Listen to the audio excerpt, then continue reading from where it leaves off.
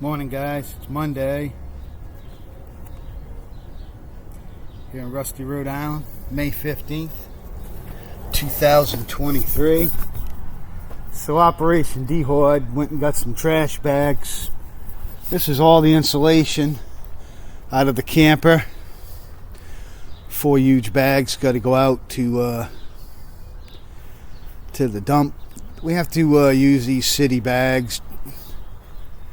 If you don't put them out, they won't take your trash. So I guess it pays the cost of the landfill. Encourages recycling. A little lucky. She's out enjoying the day with me. She broke her brand new collar. She's so strong. So I got the air filter off and working on. I couldn't find the plug for that air charge sensor that goes in the air filter.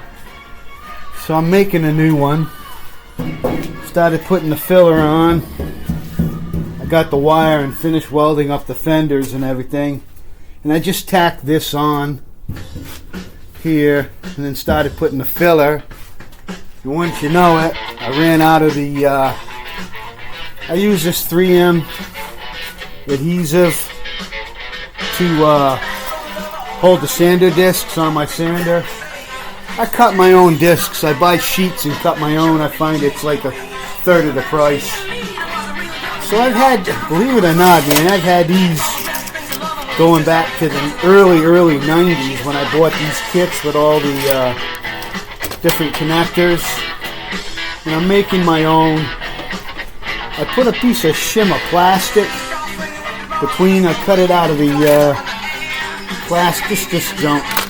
And I put it in there so that these two can't touch together. And then I'm going to use the silicone, fill that all in, and I'll where connects in the harness. I'll put some connectors here and weather pack them.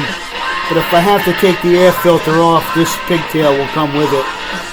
I'll separate the two wires. That's the easiest way I could do it. I don't need to run to the junkyard that way, you know. The bodywork's gonna be gonna get these rear fenders, and you might wonder, what are you gonna do with all the dents? Now let me just explain real quickly that what I'm trying to do is make this truck look like I just dragged it out of somebody's barn.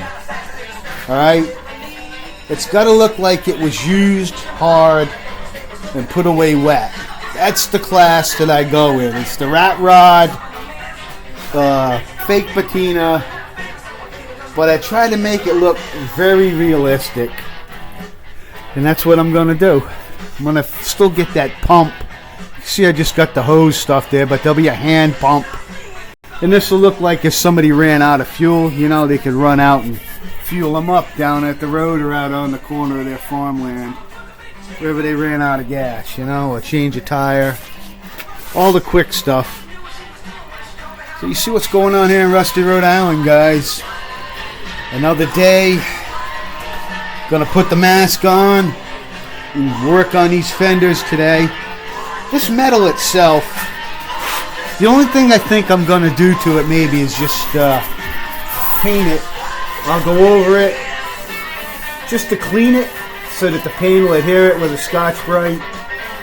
And then I'll paint that panel. It was kind of easy. I didn't have to do any bead rolling. I just cut up that old, headliner and fit it in there. Oh yeah, and the bumper. Now, I told you guys the original bumper was really, really heavy. So my thought was, how heavy do I want that bumper to be? And I don't want my whole bumper to be much heavier than what I've cut off. So I'm going to cut this in half and see if I can make the bumperettes that I talk about and see what they look like.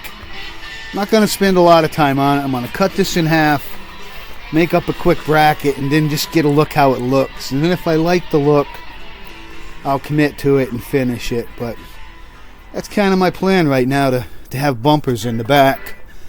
They would only, let me just show you real quick. Now imagine this is cut in half and would come in this area. Can you see it? What I'm saying? It's kind of hard to hold it up and show it to you. I probably should just set the computer down and show you, huh? Duh. But imagine this cut in half so you'd only see this half of it. Tuck it in. That's kind of the idea. Bumperettes. We'll see how it works out.